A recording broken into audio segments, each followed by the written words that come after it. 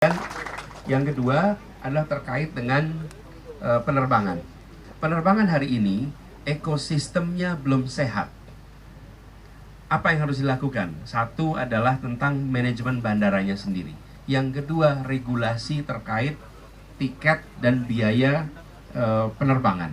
Ini belum sehat. Akibat belum sehat apa? Harga-harga tiket pesawat bisa selangit. Betul tidak? Sangat tinggi sekali. Jadi efeknya sedikit yang bisa melakukan kegiatan terbang, apalagi ke tempat-tempat yang hitungan jaraknya itu panjang kalau dari pusat perekonomian. Pusat perekonomian di mana? Jakarta. Nah, kami ingin memperbaiki ekosistem penerbangan di Indonesia sehingga bukan saja harga tiket murah, tapi penerbangan tersedia. Saya beri ilustrasi. Saya beri contoh nih, Kalimantan saja. Kalimantan itu ada kota di barat namanya Pontianak, kemudian di sebelah timur ada Banjarmasin, di atasnya ada Samarinda dan Balikpapan. Ketika mereka akan terbang ke satu kota-kota lainnya, maka mayoritas harus terbang dulu ke Jakarta, dari Jakarta baru kembali. Jadi unik ini. Kemudian dari Surabaya begitu juga ke Surabaya atau Jakarta. Padahal mereka bisa terbang langsung jauh lebih dekat.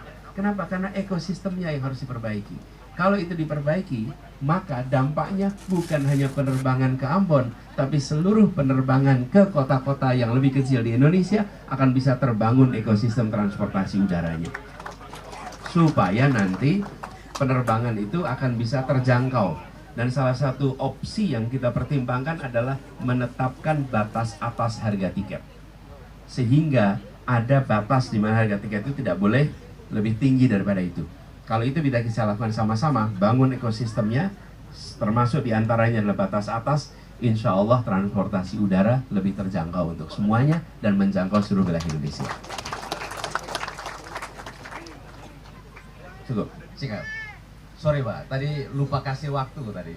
Kalau di debat capres kan udah kasih Pak, menit-menitnya. Ini nggak Di ada segmen jam, pertama ya, tadi saya nggak kasih waktu sengaja emang Pak. Siap. Sekarang Yang juga. kedua Pak, jadi kemarin ada orang yang ke Ambon, lalu sempat main bola juga sama artis Pak. Oh ya, ada yang di sini ya? Ya. Kalau dari semua Pertama kali ke Ambon atau udah sering ke Ambon? pertama kali ke Ambon. Oh. Mendadak ke Ambon ya? Mendadak ke Ambon. Mendadak ke Ambon. Jadi kalau dari semua paslon, ya paslon satu ini yang paling low budget Pak. Jadi kita tahu betul Bapak mungkin nggak punya budget buat nyewa artis main bola di sini Pak. Tapi kita harap Bapak nggak nangis-nangis karena sekarang lagi rame nangis-nangis di TikTok Pak. Kita bayar nangis-nangis nggak mampu. Ya, saya dan teman-teman tidak mengajak Bapak untuk main bola.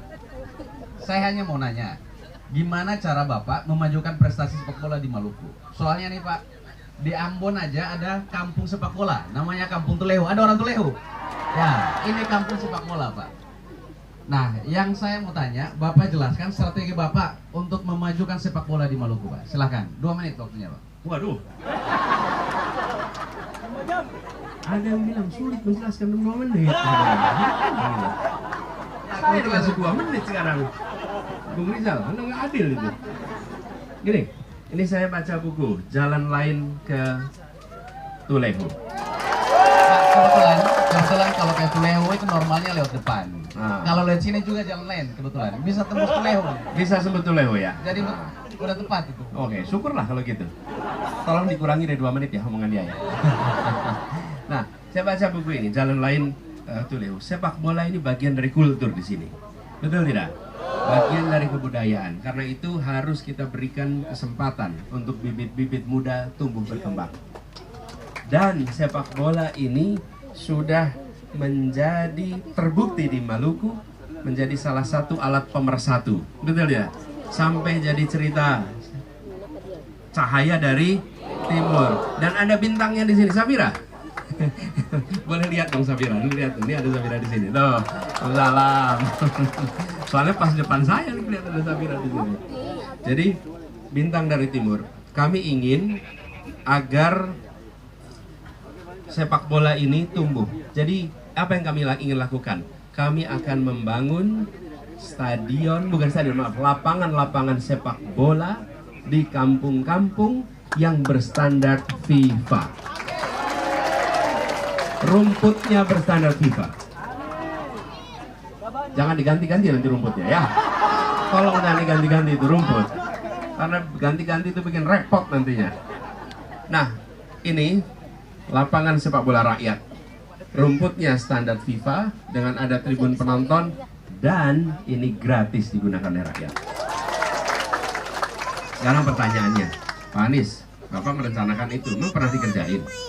Ya, di Jakarta kami bangun lapangan standar FIFA di tengah-tengah kampung-kampung kumuh dan padat. Lapangannya dengan rumput FIFA. Kenapa di tengah-tengah kampung padat? Saya sampaikan waktu itu kepada semua. Kenapa kami ingin bangun lapangan tersebut? Begitu banyak anak-anak potensial bermain sepak bola, tapi mereka dari keluarga yang kurang mampu. Dari keluarga yang kurang mampu. Akibatnya apa? Bisa terus ya. Akibatnya apa? Mereka tidak pernah merasakan fasilitas yang bertaraf internasional. Kami bangun itu di tengah perkampungan dan kami berikan tulisan amat besar bahwa lapangan ini tidak untuk dikomersialkan. Lapangan ini untuk dipakai oleh rakyat kebanyakan. Yang daftar duluan dapat. Itu dilakukan untuk apa? Biarkan anak-anak kita, walaupun latar belakang keluarganya belum sejahtera, mereka bisa merasakan main sepak bola di lapangan yang setara dengan lapangan-lapangan yang digunakan di stadion-stadion internasional seluruh dunia. Apa yang kami harapkan? Insya Allah jadi inspirasi. Hari ini kami bermain di lapangan kelas FIFA. Insya Allah nanti jadi pemain internasional yang bisa membawa nama baik Indonesia. Jadi kami melihat banyak lapangan standar FIFA hanya bisa dinikmati oleh anak-anak dari keluarga mampu. Karena sekali main mereka harus bayar yang cukup mahal. Biarkan negara menyiapkan fasilitas kelas dunia tanpa harus bayar supaya rakyat merasakan Republik hadir untuk semuanya. Nah, yang ketiga adalah membangun kompetisi yang berjenjang.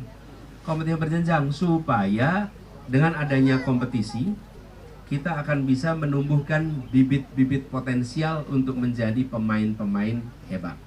Ini bedanya kompetisi dengan turnamen. Kalau turnamen itu berbasis event. Kalau kompetisi dia akan berlangsung terus menerus.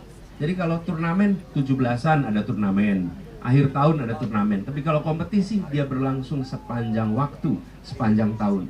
Itulah yang ingin kita lakukan di sini dan harapannya nanti potensi anak-anak Maluku untuk bermain sepak bola akan tumbuh dan bisa membawa nama baik Maluku, membawa nama baik Indonesia. Baik, Bang.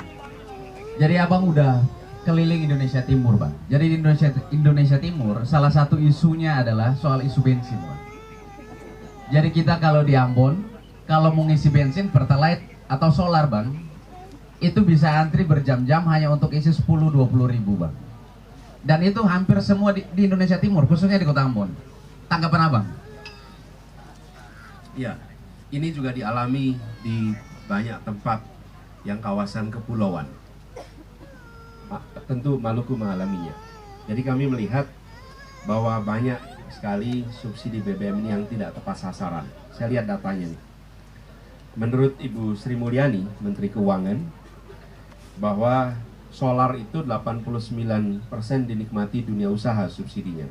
Hanya 11% dinikmati oleh keluarga. Dan dari 11% yang dinikmati keluarga, itu ternyata 95% dinikmati oleh keluarga yang sudah mampu. Hanya 5% keluarga yang tidak mampu. Jadi petani, nelayan itu hanya menikmati 5% dari subsidi solar.